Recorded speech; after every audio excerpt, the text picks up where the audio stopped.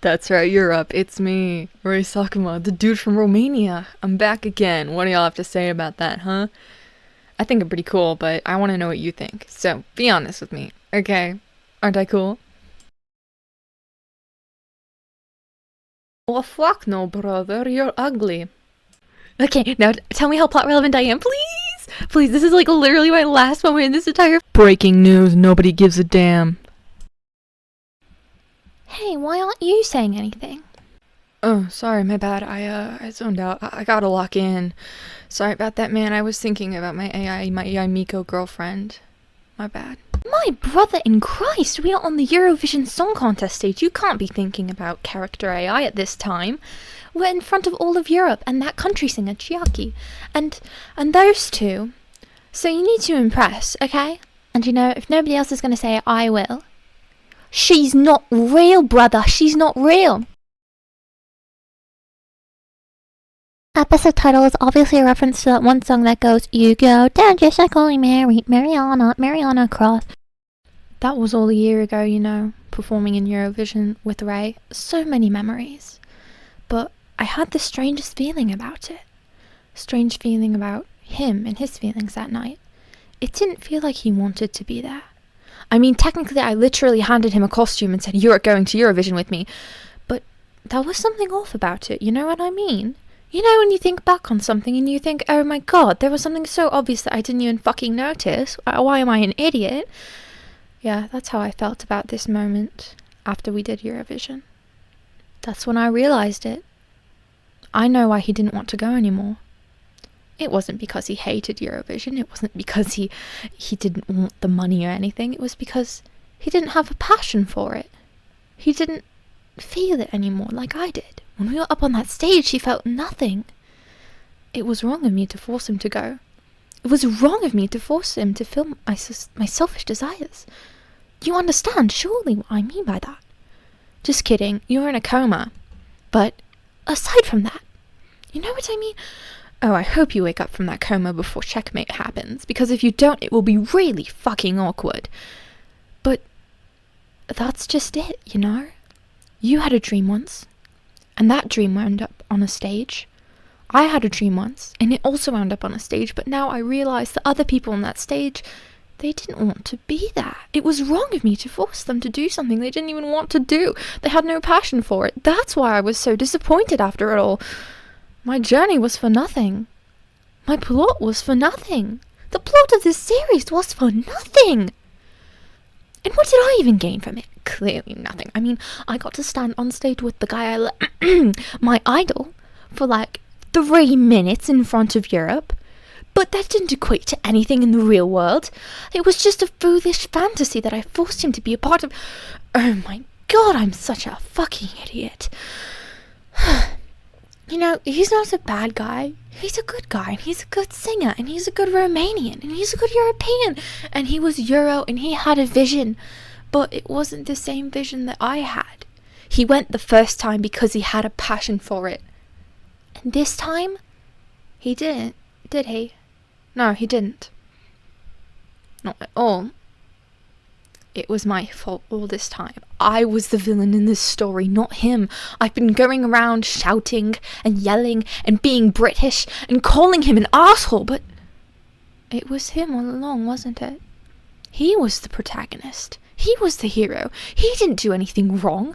I was the bad guy for forcing him to do something against his will for my own selfish personal gain. Maybe there is something to learn here. Maybe the whole point of this journey wasn't to have Eurovision. Maybe that whole journey that I went through over the past year was a journey for myself. To self-actualize. To realize that maybe sometimes we need to be independent. We need to do things on our own. When our idols don't step up to the plate, we shouldn't blame them. We should blame ourselves for causing them to step back in the first place. The audience out there didn't want to see a dejected, pissed off Ray Sakuma. They wanted to see the guy that they had last year, who wanted to be at Eurovision. But he's dead now, huh? He's gone. That Ray that wanted to be in Eurovision, he wasn't there. I killed him, didn't I? I I did, didn't I? Yeah, it's all my fault. I see that now. You know, after that night, I wanted to tell him how I felt about him. But again, it all just felt so off. At the time, I didn't realize that he hated me for forcing him into Eurovision again, but now I see. Now I understand. I understand why he didn't like me back. It was all because I was the villain all along. You know, that night would have gone so much differently if I understood what I was doing wrong. Or if you weren't in a coma and you showed up and you could fucking help me. You know, it's a lot easier to have, dialogues when you're not in a coma, H.E. Again, Jesus Christ, you better wake up before Checkmate starts, because, oh my god, we can't keep doing this, man. We can't keep having this dialogue if you're just going to be laying there. But, yeah, that's basically how Eurovision went last year. So I'm not really looking forward to Eurovision this year. I mean, like, what even is there to look forward to? I'm not even performing with Raid this time. I'm performing with the fucking Backyardigans roleplay group. What is there to be excited about that? One of them, and I truly mean one of them, wants me to refer to him by the name of one of the Backyardigans. Fucking absurd. Oh my god, I'm so sorry. Where was I? Anyway, looking back on that past Eurovision season, I realised what we were doing wrong. I forced Ray to do Eurovision for the sake of Eurovision, but he did Eurovision previously for his own sake. So this year, with the Backyardigans roleplay group, of course, fuck those guys, I'm gonna do Eurovision for myself. And for them.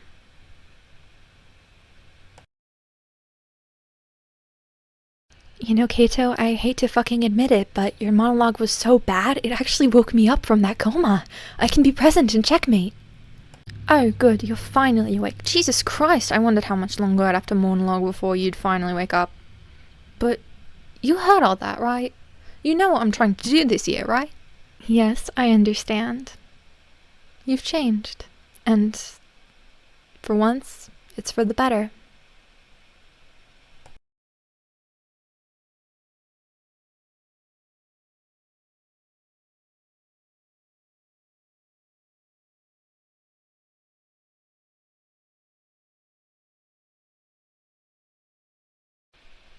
Be sure to vote for Romania. That's number 3 in the numbers. Huzzah! Woohoo!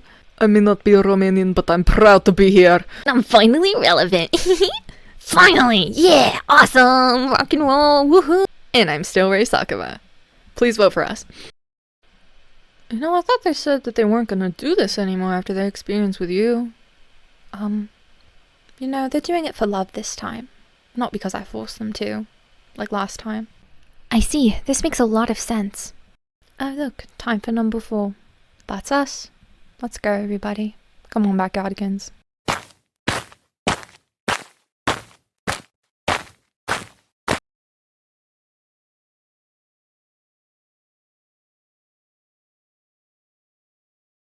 Hey, you know what? Our roads are crossing. I'm Ray Sakuma, and this indicates that this is the final episode.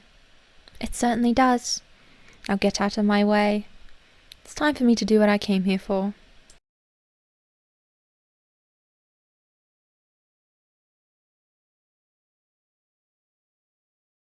The Backyardigans is an animated musical children's television series created by Janice Burgess for Nickelodeon. The series was written and recorded at Nickelodeon Animation Studio, and it centers on 5 anthropomorphic animal neighbors who imagine themselves on fantastic adventures in their backyard. Each episode is set to a different musical genre and features 4 songs, composed by Evan Lurie, with lyrics by McPaul Smith. The Backyardigans' adventures span many different genres and settings. The show's writers took inspiration from action-adventure films, and many episodes are parodies of films. Janice Burgess had worked as Nick Jr.'s production executive since the mid-1990s. The Backyardigans originated as a live-action pilot episode titled Me and My Friends, filmed at Nickelodeon Studios, Florida, and completed in September 1998. The characters were played by full-body puppets on an indoor stage. The pilot, however, was rejected by Nickelodeon, and Burgess decided to rework the concept into an animated series. In 2001, a second pilot was animated at Nickelodeon Digital in New York. The second pilot was successful, and the series entered production. The show ran for 4 seasons, totaling 80 episodes. Most episodes aired on Nickelodeon on weekday mornings. A 5th season of the series was planned to produce in 2009. However, in 2010, Burgess decided to move on to a different series, Nickelodeon's revival of Winx Club. Burgess worked as a creative director and writer for Winx Club before eventually retiring from Nickelodeon in 2014. The Backyardigans received generally positive reviews from audiences and critics, who consider it superior to Nickelodeon's other preschool shows because its writing was sophisticated and enjoyable for older viewers. The New York Times and Common Sense Media commended the show for including frequent nods to an older audience, such as references to action-adventure franchises. The quality of the show's music was also well received by critics, and the show received 8 Daytime Emmy Award nominations for its music. The show centers around a group of 5 animal neighbors named Uniqua, Pablo, Tyrone, Tasha, and Austin. They share a large backyard between their houses. In each episode, they meet in the backyard and imagine themselves on a fantastical adventure. Their adventures span a variety of different genres and settings. Many episodes involve visiting different parts of the world, traveling backward or forward in time, and using magic or supernatural powers. The characters give themselves different jobs or roles depending on the episode's imaginary setting, such as detectives, knights, or scientists. From the 2nd season onward, many episodes are parodies of action-adventure films, such as James Bond, Star Trek, Indiana Jones, and Ghostbusters. With the Backyardigans roleplay group representing the United Kingdom, that's number 4. Please vote for us. Text number 4 to the number. We are very cool. We are very hot, and so is my girlfriend. I've had character development. So vote for us and stuff. Indeed. And now that the series is over, it's a great time to mention that in the episode titles, I spelled the name of the series wrong. It's not Crossroads with an S. It doesn't have an S. It's singular, not plural, and none of you know it.